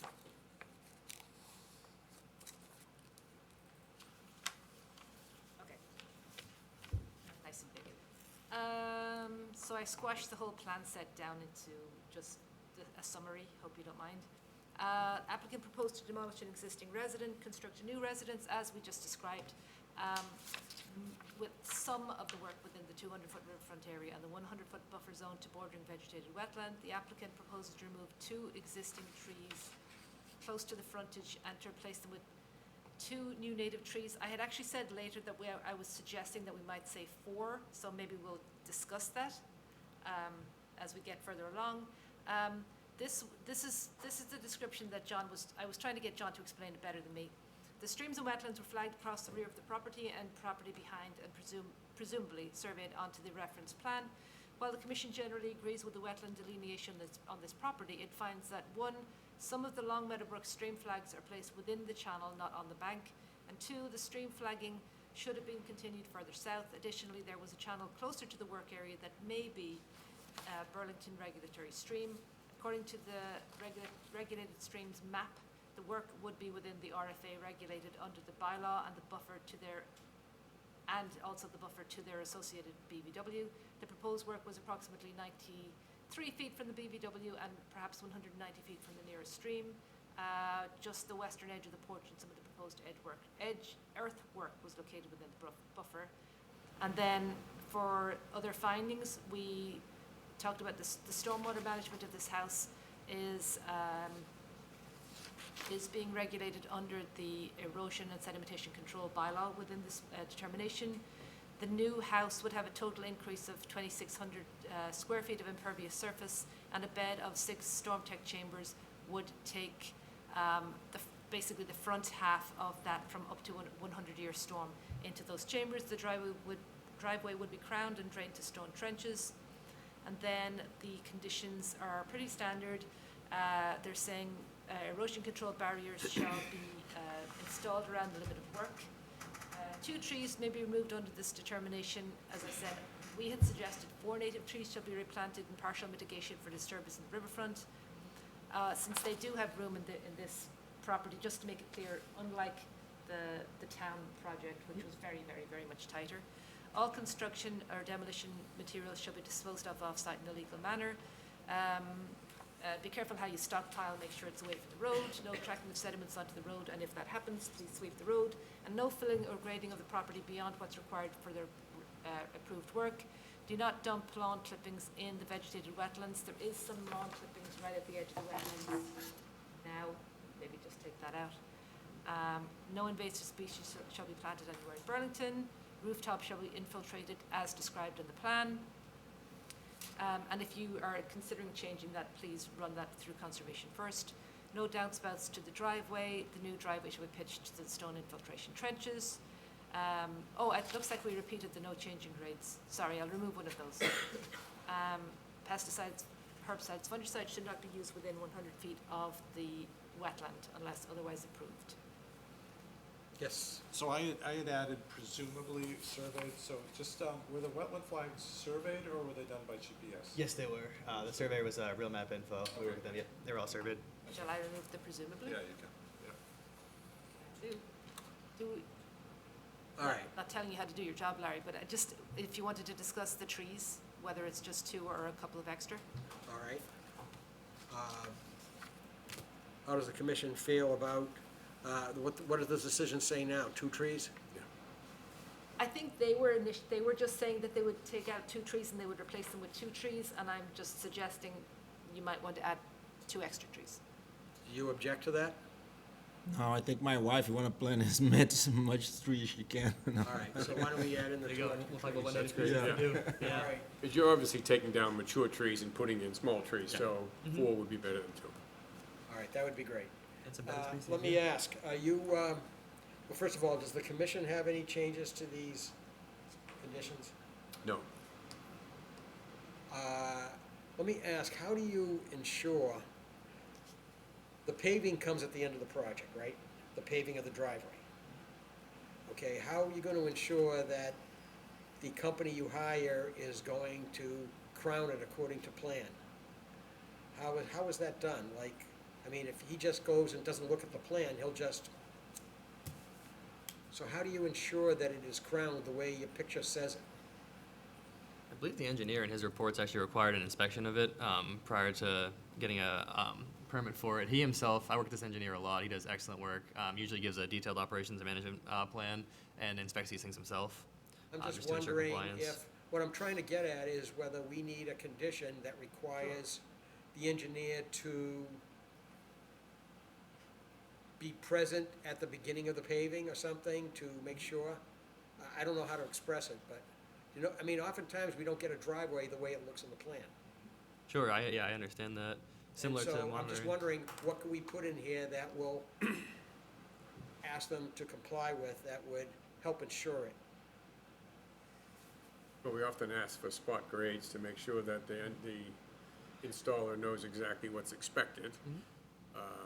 I don't think we've required an engineer to be on there to verify it in the past, but it might be a good precedent to do that. Well, I was thinking that someone would be out there to say to the person doing the paving, this is what's been approved, you gotta do it this way. That type of thing. Somebody definitely does tell them. They don't just, Somebody definitely tells them. That's what you're hiring them to Is do. that, exactly. is that you, They Eileen? don't just say, You show them slap the slap a plan. bit of asphalt No, down no, there. you show them the plan and say, build it this way. If they So- don't, you make them fix it. So this is a determination, and there'll be no as-built plans or anything like that. So you could put in a condition requiring the engineer certify that the driveway is crowned prior to conservation sign-off on an occupancy permit. That sounds good. Yes. That way, somebody will be out there to talk to the paver, hey, you gotta do it this way. I think that's more than fair. Does that sound okay? Great. So what was your general wording? Shall be, Whatever it was, I shall like it. certify, yeah, got it. Yeah, somebody's, Prior to conservation. an Yeah. engineer will certify it's been done. All right, that's good, thank you. I'll fix that. Okay, so, anything further from anyone? Could I have a motion to issue a negative conditional determination for the project at 46 Sunset Drive as discussed for Burlington Bylaw Article 14 in the State Wetlands Protection Act? So moved. Second? All in favor? 500. You're all set. Thank you. Perfect. Thank you guys for your time. We appreciate it. Yeah, thanks for all your effort on this. Good luck with your house. Absolutely. Hope you get that dream house, right? Yeah, we will work for it. There you go. Okay, next we have guys. A public hearing, notice is given, the commission will hold a public hearing, during which time we will take all information related to a Burlington Stormwater Bylaw application filed by Nordblum Company for the construction of a sport court, walkway, and patio with landscaping at 23 Fourth Ave in Burlington. The application is being heard pursuant to Burlington Bylaw Article 14, Section 6, and the commission will review information relative to the application and may issue a stormwater permit for the proposed activity. The application may be viewed by going to the commission website, and it may be viewed or downloaded by clicking on the appropriate link. All right, folks, good evening. Hello, how are you? Good, how are you tonight? Good. Sorry, I have to share it and then get into the right mode, I think. Well, you can go through the introductions of who you are Okay, there you and go. who you're affiliated with, and then we can get to the pictures. Okay. My name is Chris Dale, and I'm with Nordblum Management Company. Good evening, I'm Drew Gallant from R.J. O'Connell and Associates. We're the civil engineers for the All project. right, great, thank you. I don't have a microphone, but I'm Brian Tim. I'm a professional engineer from R.J. O'Connell and Associates as well, working with you on the project. That was That good, was good even without a microphone. I get a loud voice. Okay. All right, All right, thank you. thank you. So, so, you're our guest, so you get to talk first. Take it. Sure. Eileen, can you click Wanna move to on? next slide, please? This just gives you a rough overview of where we are. Basically shows all of Burlington. Click one more. Can you pull the microphone just a little closer to you, please? Yes. Sorry. It should just slide, yeah. A little better. So Middlesex Turnpike is on the right, and this is in the Northwest Park. It's on the top left corner of Northwest Park. It's tough to see from this angle, but it's a small area of grass surrounded by pavement. Next slide, please. So this is our site. It's completely surrounded by parking and then some roadways. On the right side, it's developed with patios and seating areas. On the left side, bottom left side of it, it's overgrown with grass. That is our development area. Next slide, please. So the area on the left side is our development area. On the right, which is shaded out, is the existing patio and seating area. On the left is our proposed sport court, which has 2 pickleball courts and a couple walkways on the top part and on the bottom right part that just help people walk around, and then some plantings as well. Next slide, please. This is a zoom in of the sport court. If you guys have seen the pickleball courts, they're pretty small, so this is roughly the size of a tennis court, and they can fit 2 pickleball courts on it. Some grassed area surrounding the court, some trees. Next slide, please. And then you can actually go to the next slide as well. It zooms in a little bit. This is our civil engineering design. The court has a crest in the middle, left to right, and it pitches the stormwater up and down towards the edge of the court. In that area, there will be a gravel drip edge. Basically just accepts the stormwater with a few area drains, and that infiltrates into a very simple stormwater system. It's just a perforated pipe in a stone trench. It reduces the stormwater from existing to proposed in all of the design storms. The site currently slopes towards the center of this site, so nothing flows off the site for erosion. We're bettering it off with these systems, and in addition, we're gonna wrap the entire site in erosion control straw wattle. So in the event there is debris in a rainstorm, nothing will flow off the site. And that is pretty pretty much it. It's pretty simple. All right, Mr. Dalen, you have anything further on this? No, we met on site yesterday. And we went through some of the other details, and nothing more to add at this point. Okay. Eileen, are you speaking on this? I will, and John might jump in if I miss things. So, as they described, this is a stormwater permit only. There are no wetland resources involved in this, certainly in this end of the site. It hits the threshold for a stormwater permit because anything over, I think it's 5,000 square feet, that is commercial, now requires a hearing. So it's actually a full standard erosion control permit. But it is pretty simple. As they said, it's really just a pickleball court, which is just going to, a little bit like the driveway, kind of almost be crested, so that it goes to very simple stone trenches. Just since I'll use their nice little presentation just to explain that, first of all, the trees were already taken down some time ago and were grubbed. We did speak to some of the representatives a few months ago and said this is actually going to require a stormwater permit. In the past, something actually similar had happened back over here on the plaza. This required a stormwater permit as well. I think work initially began, and I was not actually informed that they have infiltration chambers under here. I didn't actually even know that was happening, so that wasn't even part of their stormwater permit. So this end of the program, however, is very simple. Really just the sport court, gravel trenches, and some plantings. All right, thank you. John, anything on this? Right, so Eileen actually caught something that we missed initially. So on the right-hand side where the patios are, that work actually should have required a notice of intent because it turns out that is floodplain. So there's a good deal of Fourth Avenue is in the floodplain, and part of this lot is in the floodplain, not where the sport courts are going, but on the right-hand side where the patios are.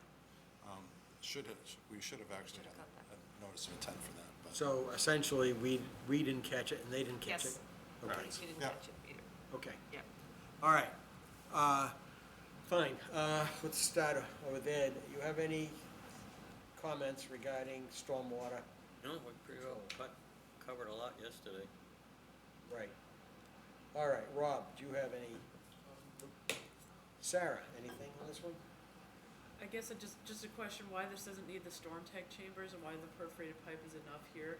Is it because there's lower square footage? I mean, for the example we just heard from that house, it's 2,600 additional pervious surface, and they did have to have storm tech chambers. This sounds like 5,000? Did I hear that correctly? Just wondering what the difference is.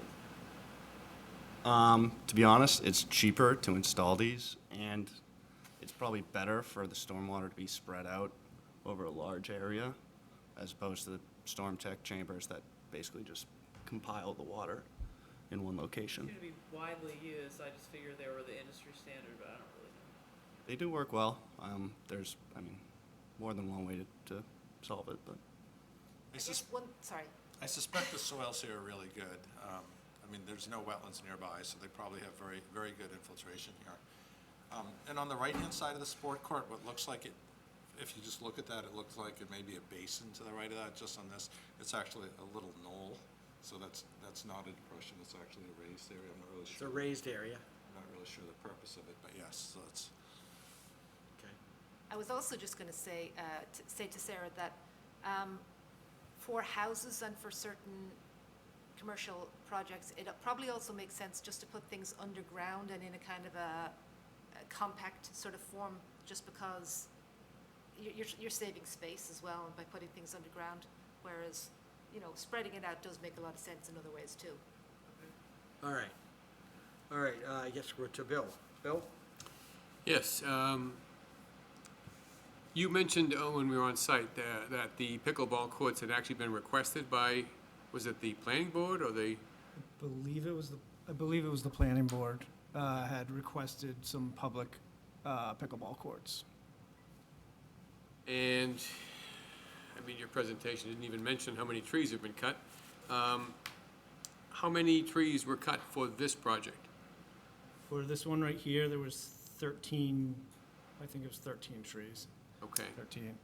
And the other project previously had 40-something. I think it was, I couldn't find the exact number. I believe it was between 30 and 40. Okay. I, as you probably gathered the other day on site, I'm totally against that magnitude of tree cutting. And it may be beyond our ability to say no without, it's not a resource area per se. But, you're cutting 60 trees in what was a beautifully little forested area, like as it exists across the street on that property, across Fourth Avenue. That was all one small, park of trees, or one forest, I would say. Do you manage across the street as well? That building on 34th Street and 10 North, those two that have that little other forest? Yep. Okay. I would strongly encourage you not to cut those trees too. You all know that we have environmental issues in this planet, of course. And many areas of the world are now attempting to put in what they call mini forests into developed areas, sometimes as small as a pickleball court. And they pack in some trees and some shrubs, and they're finding that it really does help to restore biodiversity and fight the climate crisis. So people around the world are trying to put in these mini forests, and you just took one out, over 2 projects. So I was irate when I saw that first group come down, without any mention to us at all that it was gonna happen. What could be more environmental than cutting down 40 trees on one site? So, I was irate. I actually called the town administrator and gave him an earful at the time. And I was embarrassed for the town. That was a beautiful intersection. When you drove in, it was cool. It had a campus feel to it. It was a nice little respite in the middle of this developed area, and it's now gone for, cement and plastic benches and a pickleball court. I'm, as you can tell, not happy with that. So I was disappointed in Nordblum, in Abbott, and in the town for even suggesting that you cut some trees and put in a pickleball court there. For the lack of respect for the natural resource that was there before the development. I mean, my personal feel is these trees are senior to probably all of us, and they were there before you when your buildings were there, and they deserve some respect, and they deserve to stay there. Now, I understand you're replacing some of these trees, and you have a goal of replacing all the ones you took down, and that's commendable. And I like the fact that you're putting in street trees. I think that's a benefit to the community as well. But street trees don't replace a forest, even a mini forest.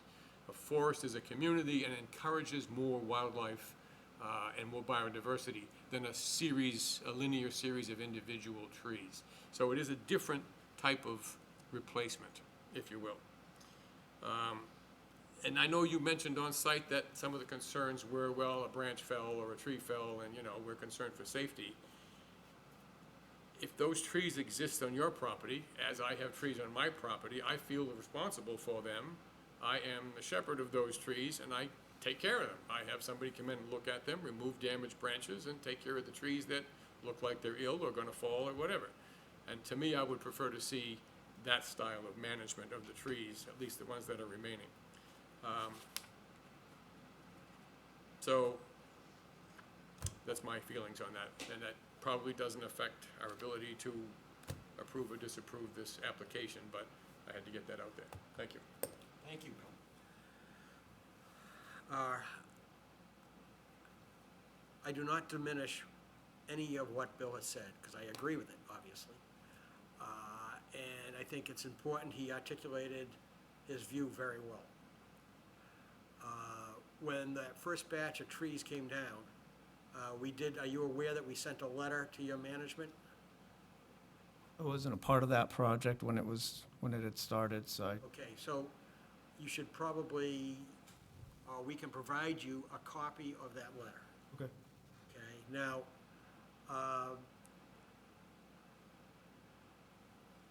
at the time, there was no mention of replacement of street trees. So, a couple of questions. Is Nordblum, as far as you're concerned, committing to replacing one for one? Essentially, you're looking at 50 or so trees, something like that. Are you committed to doing that? Yes, we've already, so this year we put in 15 shade trees on the street. Right, you mentioned I went back and looked the last 2 years. I think we're up to about 34 trees, shade trees. So. Another once 15 or 20 trees yeah, would do it. Yeah, so I think, And you as a company are stating that you're committed to doing that. yeah, And I would encourage some of that to be in a small grove. Right. Put in a small area of 10 or 15 trees together. Look up the concept of tiny forests. okay. Well, I actually wanted to take it one step further. Yeah. Okay? The town, through its economic development director, is looking at rezoning mixed-use regulations. And part of those mixed-use regulations is obviously using parking lots for other things, in particular, for the most part, that generate income. I think other uses for parking lots not being used. I suspect that Nordblum has certain buildings where the parking lot is substantially underutilized.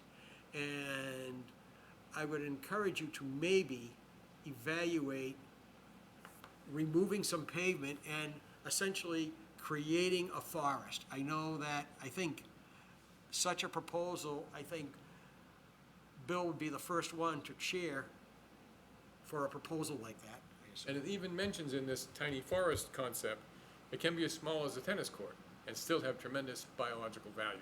So even that small of an area, the size of this U-shaped thing right here, and if you took that amount of pavement away and densely planted it with some trees and things of that nature under this type of a development. I mean, that does not mean that, be a that in such benefit. an area you can't put picnic benches and things like that for Right. the people in that building to use. But you could have a nice forest, you could create a forested area, because there seems to be a trend in not using what we used to think of, all the parking spaces that we need. Because a lot of it is moving towards working from home. And so if you were to come in here and tell us we'd like a permit to rip up pavement, and we would like to create one of these mini forests in this area and this area, for example, I think you would find a lot of support from the Conservation Commission for that. Understood. So, you know, I'm not saying it's possible, I mean, I have no idea, but I suspect, like other portions, other areas in town, I have been present when owners of other properties in town, that our economic development director ran a seminar, and I was talking to them, and a lot of them have asphalt areas that are simply not being used anymore. And they would love to, obviously, in part, create a revenue-producing use for it as owners of the property, but at the same time, they do recognize that many people and the workers who do come into the office, maybe part-time, they need parking lots that are converted to shade, rows of shade trees and paths. With the climate changing and getting such high heat, the trees become even more important, because when it's that hot outside on pavement, no one wants to go outside. So having paths that are lined with shade trees and things like that, they were talking about. But the point is that they're talking about parking lot pavement that seems to be underutilized, and gives you an opportunity to say, you know, that gives me an idea. Right here would be a perfect place for it. And I know I personally would love to hear you come in for just a discussion. You know, what does the commission think about this, for example? I would, now, we sent a letter, and you should look that up, where it was critical of cutting trees. Not that you had to come to the Conservation Commission, because it was not under our jurisdiction. I think it had something to do with the planning board, and so we didn't get the opportunity to provide some input. But at the time, there was no mention of tree replacement on a one-for-one basis. So I'd like to think, I might be wrong, but I'd like to think the fact that we wrote that letter that perhaps your management heard it, and, you know, I don't know if it was just your idea or your management said we should do this. I don't know how the idea got germinated for all these street trees, but I would like to believe that the fact that we wrote that letter maybe had something to do with it. Yeah, I think we made it clear of our displeasure with the way it had happened. Oh, it was clear. Nicely made clear. And another point I'd just like to make is if a couple of these little mini forests went in, I think properly presented by Nordblom, it could be a goodwill gesture to the community. It could be an educational thing to show we're doing this like other countries, and, you know, the new trend in environmental protection doesn't have to be acres and acres of forest. It can be done in small bite-sized pieces that might inspire other people to do the same. And I know Nordblom likes to take that kind of a leadership role in the community. Yeah, I will tell you, I've been in this commission over 30 years, and Nordblom has been true to their word in terms of saying, we'll take a look at it, we'll try this, we'll try to do that, various things. And they have been, I would say, pretty good at following up with suggestions that they say they will follow up with. I mean, I think they have a track record of doing that. Okay, let me see, is there anything else? You know, I'll just jump in while. Please do. So I speak for R.J. O'Connell and Nordblom Associates, and I personally will tell you, I will meet with management, talk to them about your concerns here. I'm not aware of this letter that you had sent yourself, but I know they want to be a very good citizen of Burlington. I mean, they're part of this community, and honestly, I don't think they're doing anything maliciously or anything like that. So I think they'll take your issues to heart and to be honestly take a look at trying to make these mini forests for sure. Right. I feel very confident in that, and I'll work with Chris, his bosses, Todd, I mean, and Todd Fremont Smith. Yes. We have worked well with Todd. Yes. Over many, many years. Yep, and I know he wants to stay Right. in good favor with this town. Of so. course. Without This without a is doubt. one of the very few projects that you know, Nordblom has done that I have had this kind of displeasure with. Generally, like Larry said, they're a good citizen type of company. So we'll have a conversation and make sure that Sure. And we'll be maybe you back can- with you Maybe all. you can toss out that idea and Mhm. do a little research on, what's it called, tiny forest? Tiny forest, yeah. Tiny forest. Yep. And, Originally a Japanese concept. and there may be land that actually is underutilized that might be perfect. Okay, we kind of got a little bit off topic. I accept full responsibility for that. Okay, we all blame Quite all right. Bill. So we have, I think we're thinking that since this is so straightforward, that we would close an issue on this? Right, so I'll just point out that it is a public hearing, there's nobody online or in the audience. Thank you for doing that. Yeah. Okay, all right. So I guess unless someone else has a comment, we have a draft decision and we'll sort of get this off the table for you quickly. Yeah, I forgot there was a decision to read. I think there is, right? Yes, there is. Wait, we also sent them a copy earlier, so I hope you guys got it.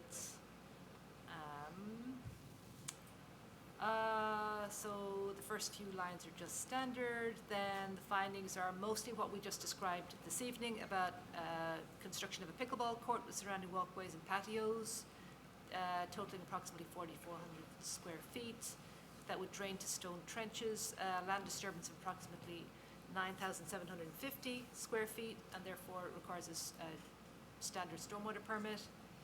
I described how the stone trenches are to be built just so that it's sort of, it's written somewhere. The project is expected to meet the stormwater standards to the maximum extent practicable. It's not a LUPL, it's not a critical area. The conditions, we listed each of the plans, so let me know if I got something wrong with those. Most of these are also pretty standard. We're asking that you let us know about a week ahead of the work starting so that we can go out and meet them and just make sure we're all on the same page. And that I think you're probably going to be, are you going to be replacing some erosion controls, or is you just, I feel like you probably have to move the line. It's a little bit bigger than what's there now, right?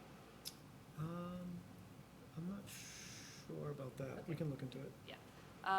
We'll adjust them. Yeah. Pollution prevention, just keep the area clean, don't let any fuel spill in the area. It mentions again the erosion controls installed at the limit of work. No further work shall begin until those erosion controls are replaced. There are erosion controls already, so we'll talk about that when we have our site visit. A lot of this is just repeating the whole, keep the area clean, dewatering isn't anticipated. If dewatering should happen, give us a plan. Grading shall be completed so as to direct runoff only onto your own property. Keep the services swept. This mentions the DEP stormwater standards. The walkway and patios will be infiltrated on site using stone trenches. Please, if you don't call me to take a look at it, just send some photographic evidence so that I can see how deep they were as they're going in. And we're suggesting a surety in the amount of $2,500. All right. So have you looked at this? Are you okay with all these conditions? Yeah, you're okay. Okay. All right. Okay. Any comments from the commission on changing them or anything you want to see in there? Nope. All right. So we have to close the hearing. Before we close the hearing, Mr. Dalen, you said at the site, and you didn't mention it here, but I thought it would be good if you made a clear statement about that you said something about that the pickleball courts and the area where Nordblum was considering it open to the entire public during the day. Is that true? Yes, yes, it's open. So you might want to comment on that so anybody that's listening can Right. hear that. Yeah. So basically, once as it is now, it's open to, the park portion is open to the public as well. And once the courts are installed, those will be not monitored by us by any means. It's all sort of public use. And I believe we were looking to work with Parks and Rec Department on, maybe scheduling some events there and, pickleball related events. So definitely open to the public. Obviously, that's a positive. Yes. Right. Okay. Okay, so could I have a motion to close the hearing on the stormwater permit hearing for 23, was it 23 Third Ave? Fourth Ave. 23 Fourth Ave. It says Third Ave here on the thing. So move. Right here? Yeah. Is it Fourth Ave or Third Ave? It is. Fourth. Sorry, where's the third? Is it on our? It's on the erosion and sedimentation control permit. What's the date on that? Oh my God. Before. You see it? Yep, All right, well, I Thanks. get a check mark for catching you it. do. Thank you. All right, This hour, that's impressive. telling me. All right, could I have a motion to close the hearing for 23 Fourth Ave? So moved. Second? All those in favor? Yeah. 500, that passes. All right, could I have a motion to issue a stormwater, which is an erosion sedimentation control permit under Burlington Bylaw, Article 14, Section 6? Is there a motion to approve the draft permit? Second? Second. All in favor? 500. And then could I have a motion under Burlington Bylaw, Article 14, to require the posting of $2,500 surety for this project? Is there a motion to that? So moved. Second? All in favor? Same vote, 500. You're all set. I think this has been a productive discussion on a few fronts. So, thank you very much, really, Thank you for your time. yeah. Thank you all. Okay. Good to see you.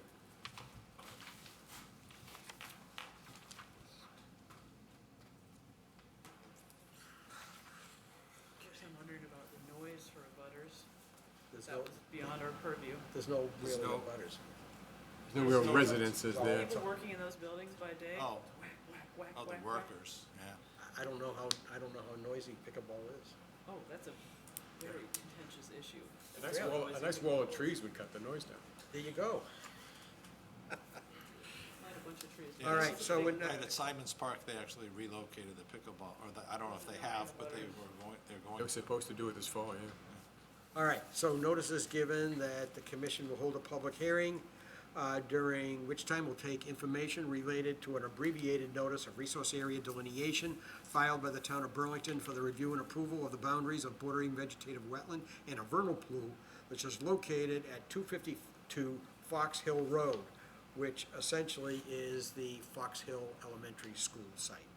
The application is being heard pursuant to the State Wetlands Protection Act and Burlington Bylaw Article 14.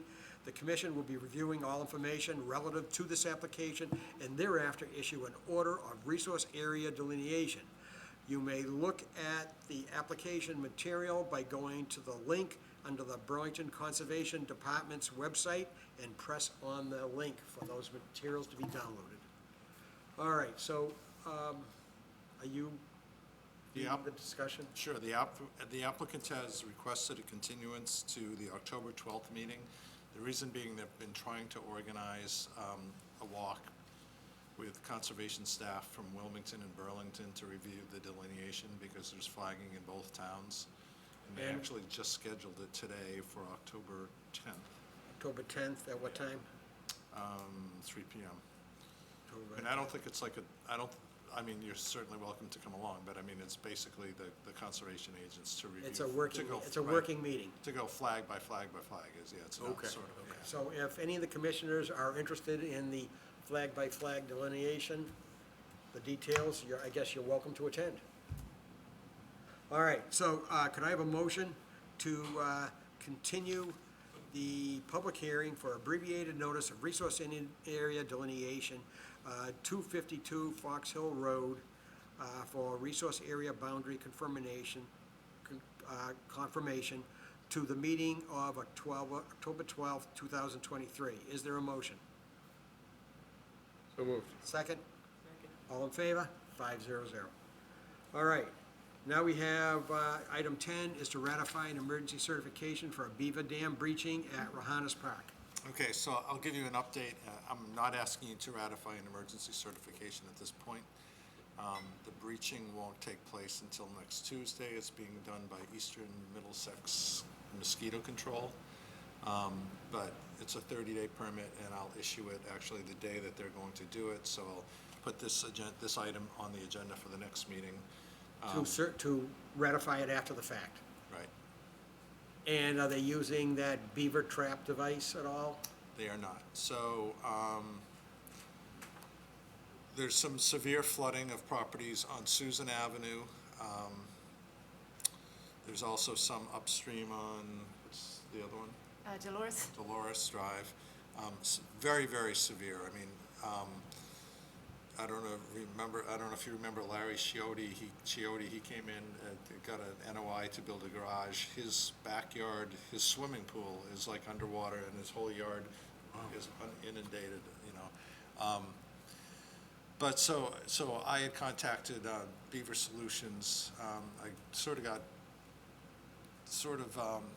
consensus in the town that it might be good to actually put in flow devices if feasible. So we got Beaver Solutions out to look to see if that would be a feasible solution in the dam at Rohannes Park. And they were not really optimistic. They thought that if they put the flow device in, that the level of water they'd have to drop it down to would then just encourage, the beavers would just probably build other dams because they would need more water than that flow device would allow. So the decision was made to remove the beavers, and they have been removed. They have been removed already? Yeah, So then they're just gonna take down the dam, correct. Yeah. I guess, and they are euthanized, right? Is there a lot of them? We're 5, 6, something like that. Sad. It is kinda sad. I'm sure they were the cutest little things They too. probably were, very nice and furry. Anything furry is cute. All right. So that'll be on the next agenda, the ratification. How do you know how big a beaver is based on the trees they're cutting down? Any idea? No. You might wanna come up with, ours is a dead end. At the dead end side, there's a tree this big around. I've never seen one like that before. Oh, they take bigger trees than that? Okay, that's what my question is. But there's, 7 trees, 3 of them actually came across the fence into the yard of the first unit. But I can't see any beavers. I've been out there looking nighttime with the lights. Yeah, Can't so, find them. so on that property, there are flow devices. National Development pays for the maintenance of those flow devices. So the beaver dams, the beavers and the dams live happily there. Water flows through the devices and. We can Blaze mention Road that, doesn't flood. we should mention it in the past, yeah. We're watching. Town meeting went? No, I don't know. I don't know. Like they put them under. Sure, so we the can mention, water- just, yeah. just Yeah, add so that the we had- beavers don't hear water flowing, so the water goes through the dam. Yeah, They so don't, just talk about they're- this. they respond to the sound of water. So if they can't hear the water flowing, they're happy. It's amazingly interesting. Have you seen the YouTube videos? I know it's very off topic about the beaver building a dam in the house, in the hallway. Yes. It just has this instinct to like make a dam. Yeah. It's amazing. It's natural behavior. It's kind of sad that we can't live with it. All right, okay, so we're on administration, planning board comments. Do we have anything for the planning board? No, I don't think so. No, Okay, they just wanted to know if we had any comments on the Uh, one, but that's it. Yeah, we'll give them the copy of the decision for the pickleball courts. okay. Anything on staff reports, any other issues by staff? No, but can I give you a very quick update on just some education stuff? Since Sure. it's something that you guys were interested in before. That's a We staff talked- report. We talked about it before. So a month or 6 weeks ago, I sent you guys a link to, we created a new web page about sustainable landscaping, and we whatever the word is, stole, basically. We repurposed a handbook that was grant funded by another town, and we updated that to be Burlington specific and with all the hyperlinks that are to Burlington places. And we provide a lot of lists of places that you can buy native plantings, so that's one thing. We've had, we had a couple, we sort of converted our stream cleaners, a couple of our stream cleaners to interns for the last month or so. And a couple of their rainy day projects have involved some of the educational work that we talked about before. So we talked about doing letters to homeowners who have wetlands on their property, you know, who had historic projects, but they might not be, current owners might not be aware of them, or why they're supposed to have a fence and why they would need to keep that up. So one of our interns has got a couple of dozen of those letters out, so that's pretty good. Is there anything else on the education stuff? That's about it. I just wanted to let you know that this is something that you guys we had all talked about, and we haven't forgotten it. We are working at it, on that stuff in the background as well. Okay, other business. We had a town meeting, and Bill made a really good presentation to town meeting on our proposed bylaw changes. Would you like to comment, Bill? Sure. The bylaw changes were to include climate resiliency into the bylaw. No new regulations are planned at this time, but it was just to reinforce the bylaw with the concept of climate resiliency. Many of the things we're already doing have climate resiliency benefits, such as the sustainable landscaping promotion that was just mentioned and things like that.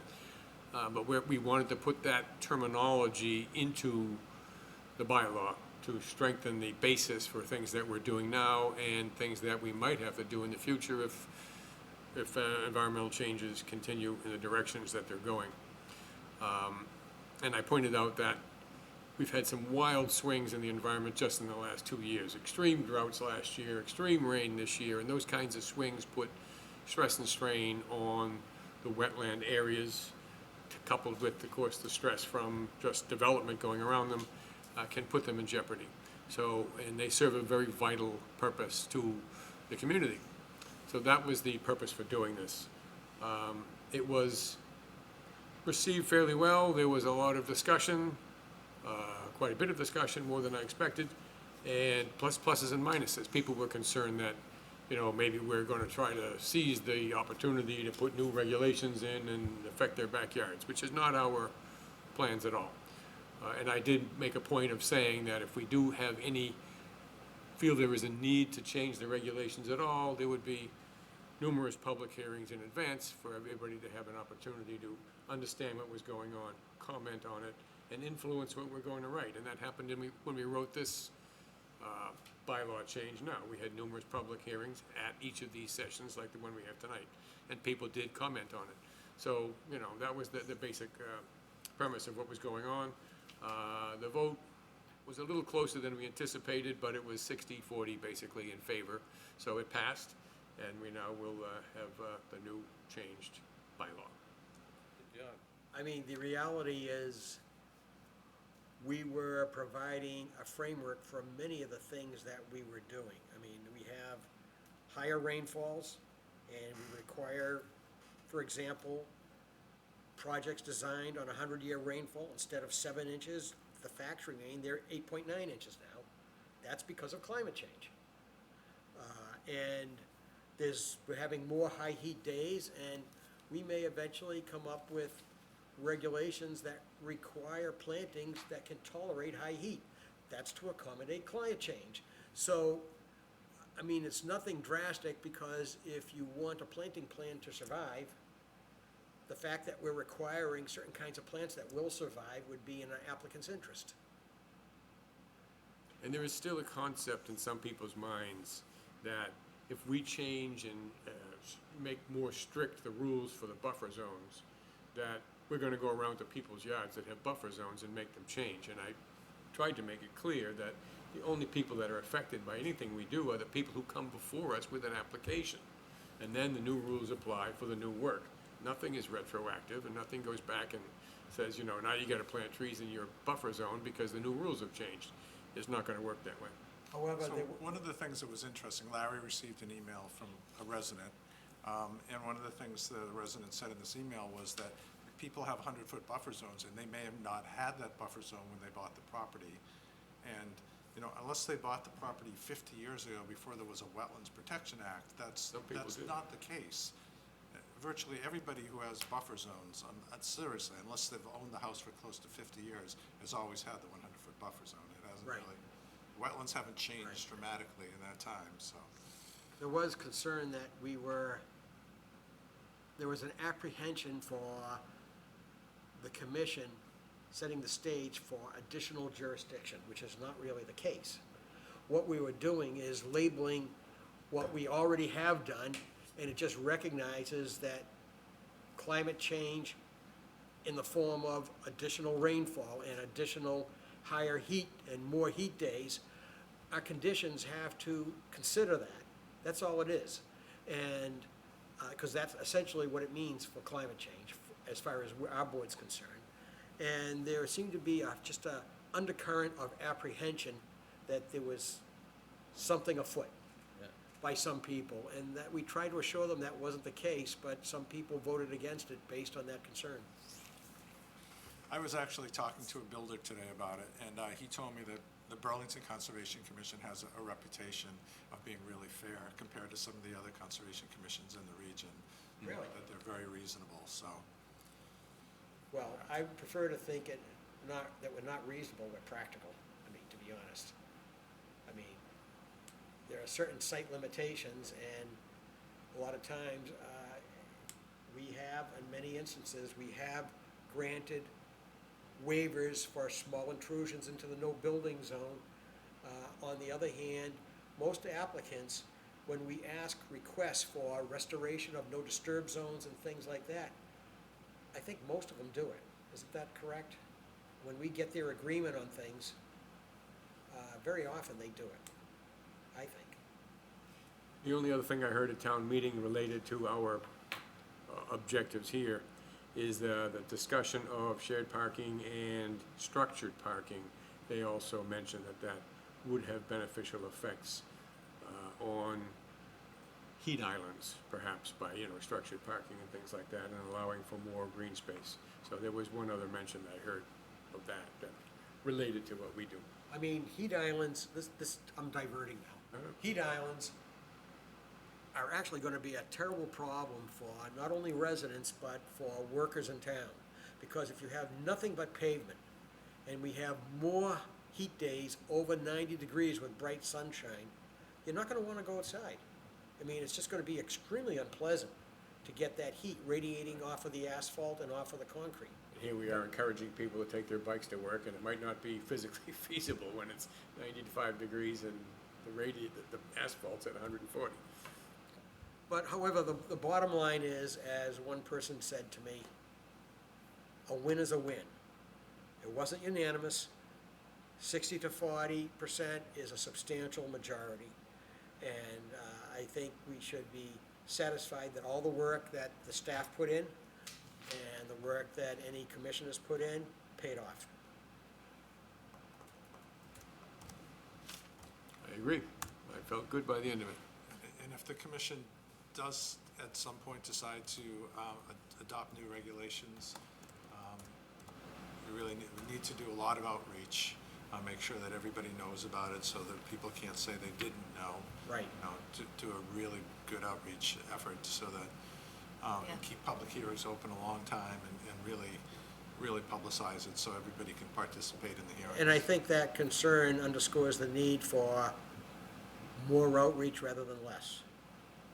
Definitely, and I think we're willing to do that. It was raised, a good point was raised last night, I think it was John Eiler that raised it. He said, it's hard to keep track of all the public hearings that there are that might relate to me, you know, and my property.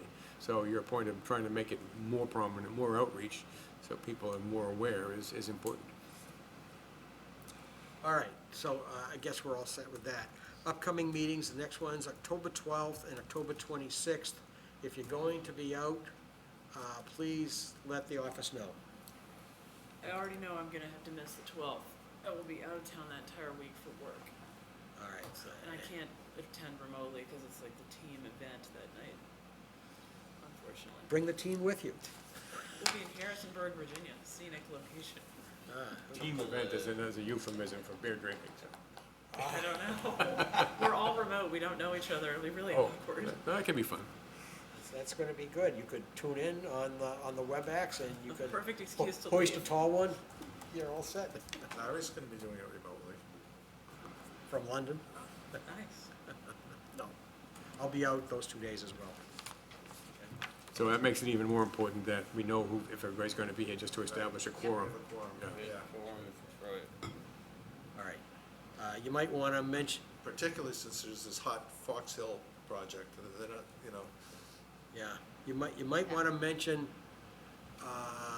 our quorum needs for October to, Kent and to Inver. Right, they both did actually notify us in advance that they were gonna miss. But you might wanna mention I that. forgot that Kent had emailed. I had to. Yeah, might want to mention that it's critical we get some participation Yeah. to them. And I'm anticipating, even though that Fox Hill item here is strictly technical in the sense of, you know, documenting the specific wetland boundaries, just the fact that it has the word Fox Hill on it could draw a crowd. Yeah. Yeah, People will want to know what's going on. There's a big, strong interest in that. so it'll be up to the person chairing the meeting to keep it focused on just the wetland delineation and not where the building's going and the size of Absolutely. the high school, Yes. the size of the size of the Lights and school. everything. Yes. Keep it on track. We will start that right off. That's the first thing we're going to say. Let me just state, I have complete faith in Bill Boyven, Vice Chair. I will separate my role from my residential concerns. Right. All right, so, is there anything further? Hearing nothing further, could I have a motion to adjourn the meeting? Second? Second. All in favor? 500. Have a good evening, everyone.